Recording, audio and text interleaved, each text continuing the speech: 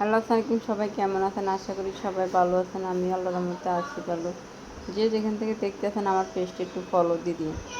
আসলে আমরা মানুষ সবাই, মানুষগুলো কেন এমন করে? মানুষ যখন একটু বড় লোক হয়ে যায়, পয়সাওয়ালা হয়ে যায়, গরিবের মানুষে মনে করে না। আমি আজকে একটা ভিডিও দেখলাম মিজানের, বাইরের মিজানের হোটেলের। ও না মানুষ, কিছু মানুষের মুখোশ ধরে চলে, আপনার উপরে একটা ছেঁড়া ভিতরে একটা ছেঁড়া।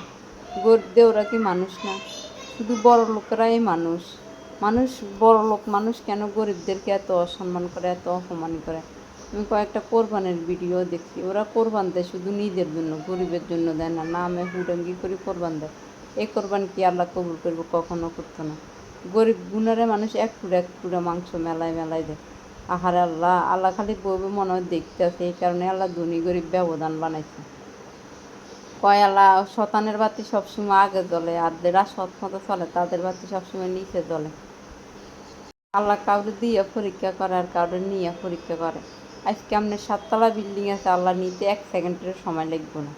আপনি এগুলো নিয়ে কেন এত অহংকার করে মানুষ? এতটুকু আমি বুঝি না। আমরা 2 দিনের দুনিয়া আইছি, এত অহংকার আল্লাহ কখনো সহ্য করবো না।